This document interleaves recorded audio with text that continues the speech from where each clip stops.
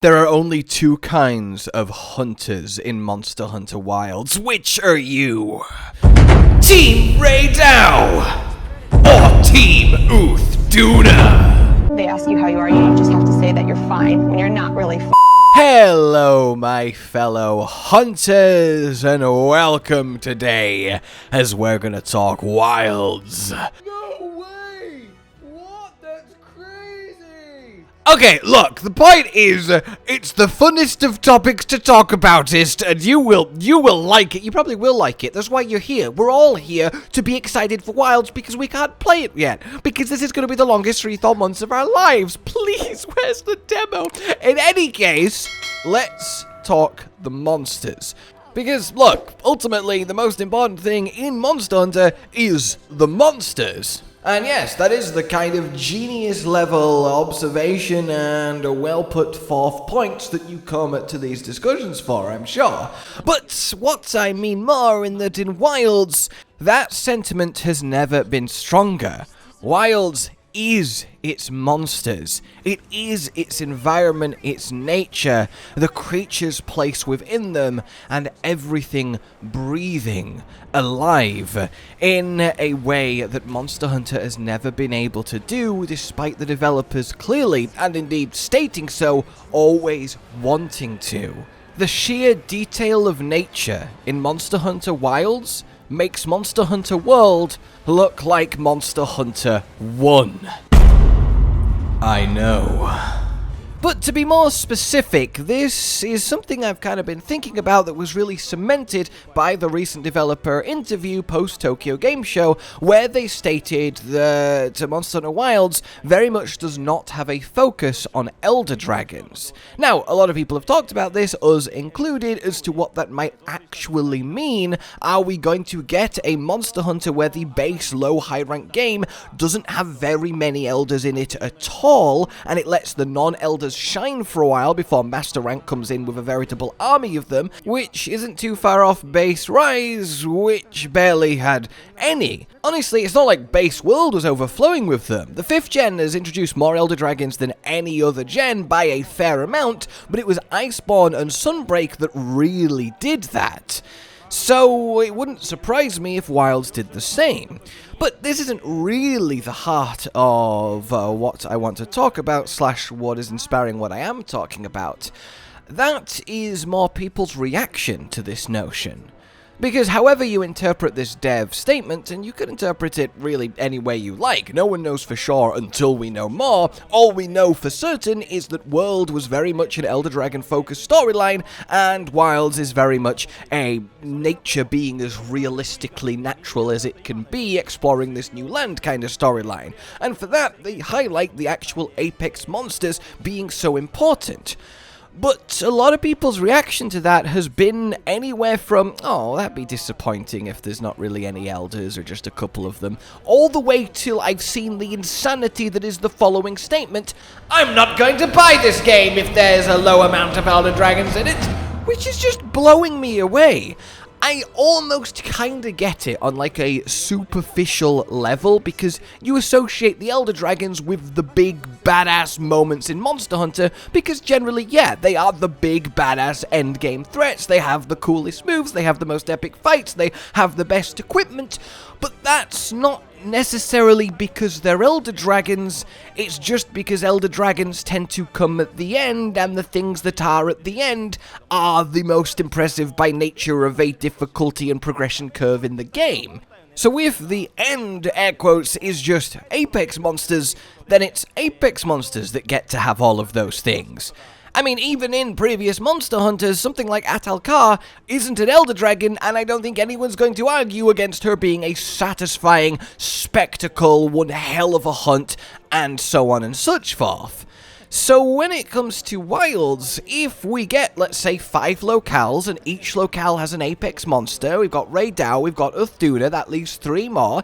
If they, along with Arkveld, are like the big 6 of Monster Hunter Wilds, until title updates, until a Master Rank expansion, I'd be completely okay with that, because they have clearly gone into them in a way that they never have for simply, air quotes, Apex level monsters. You have Raydow with his nest reflecting lightning through the crystals. You have Duna with her little special tidal wave zone that lets her do this big cinematic belly flop attack in the distance, rolling out waves that you have to dodge and evade on your secret. That is well and above anything we've seen before for not an Elder Dragon. In fact, that's kind of the key there, right? It's Elder Dragon level spectacle from a non-Elder Dragon level monster.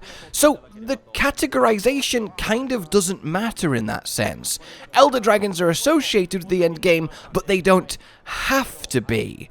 In fact, having the focus be on apex monsters, on non-elders, on monsters that are so deeply integrated and connected within their environments, within their locale, that they use it as an extension of themselves, as a weapon almost, and having that living, breathing ecology woven into the hunts itself, to me, is anything and everything I could ask for from Monster Hunter. That is utter joy to think and to clearly see that it is happening. This isn't really even so much as a theory or a prediction or a what if, because from the gameplay we have both played and literally seen, they are clearly giving the Raydows and the Dunas of this Wilds the treatment that is normally reserved for Elder Dragons. Even something like Lala Barina is getting in on that action with her Scarlet web zone that she's going to have extra attacks in, special movesets, and become a lot more threatening, hanging from the ceiling and such forth. It's something I really cannot wait to see.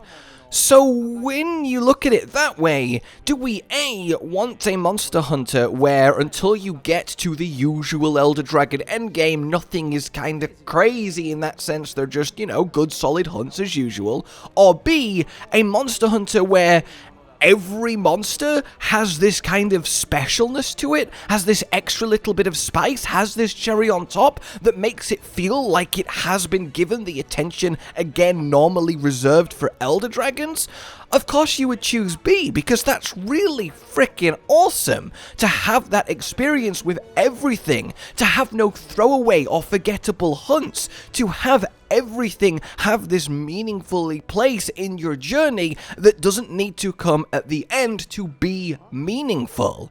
That, I think, is absolutely lovely. And I think Arkveld, essentially, is very much symbolic of that. We don't know what he is, though he looks to be a flying wyvern of the Tigrexy pseudo-wyvern skeleton, but we do know he's not an Elder Dragon. So not getting an Elder Dragon flagship, a focus on the apexes of the zone and then some, this answer from the devs, I don't think it is outrageous to say that, yeah, I think the peak of Monster Hunter Wilds might well be, and I don't think it'd be much of a surprise if this turns out to be not Elder Dragon focused. I have no doubts that there will be at least one, probably two, but I would be very surprised if we get to the end of Wilds and there's just an immediate collection of like 7 elders lining up for you to go at one after the other. For once, I'm almost not actually certain that they're gonna pull the surprise, it wasn't the flagship, it's actually a new Elder Dragon secretly at the end of the game. I feel like we might actually not get a Zeno or a Shara or a Geismagorm. We'll definitely get something climactic. I don't think it's just gonna be we finally kill Arkveld and it's over, but I don't think it's going to play out how we're quite used to or expect. I think that's clear from both what the devs have said, shown, and the narrative that is being focused on, and this living world that has been focused on. The mystery, the exploration, the unraveling. And I, for one, think that is exciting. Because, let me put it this way, if the normal monsters have got Elder Dragon level detail and fights woven into them, imagine what's going to happen when we get to actual Elder Dragons being put in through either title updates or the Master Rank expansion. And I think when you frame it like that, Wilds gets even more special to think about. And honestly, I asked you guys what your favourite monsters revealed for Wilds so far were, and the poll came back as this. The top 4 were Arkveld with 15% of the vote, Lala Barina with just over 15% of the vote, Duna with nearly 16%, and Raydow with 24%. And that's not a coincidence. Both first because, yeah, they're the big four monsters revealed so far. The two apexes, the flagship, and the really cool new spider with its unique web zone. But at the same time, they are also the monsters that have got the most Elder Dragon-esque treatment in how they're being brought to life, but still retaining that very almost pseudo-believable nature that makes Monster Hunter monsters so special and not just bosses of health to whittle down. I think that really speaks to that a lot of people, like me, are actually quite into seeing a Monster Hunter of the level of Wilds of the Detail, where Duna and Raidao and Arkveld are the top of the totem pole for a while, because that's almost a very fresh feeling. So I would love to get your guys' thoughts on this in a more deeper sense. Oh, and by the way, while we're here, bottom of this poll with a less than % of the vote each, Rathalos and doshaguma, which is really sad, because doshagama's really cool. Honestly, the whole herd and the alpha and separating it, and his turf wars, and how he interacts with everything, he also has way more going for him than any other kind of standard early game monster essentially ever has, and again, backs up this point that what is best is getting everything with special detail, not just the end game monsters. But in any case, that is still definitely tragic. Rathalos you can kind of understand, because, you know, he's not new or exciting, he's just kind of got to be there, and I think that's very amusing.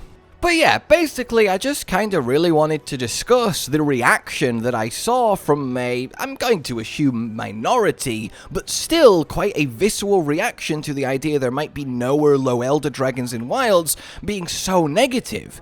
When to me, I think that's the wrong way of looking at it, and we don't need Elder Dragons to have Elder Dragon level monsters in both power, memorability, and spectacle. And I think that's the kind of framing I want to go for here. To me, and I said it when Duna was revealed, I would believe you if you told me that was an Elder Dragon initially. And I think that really says a lot.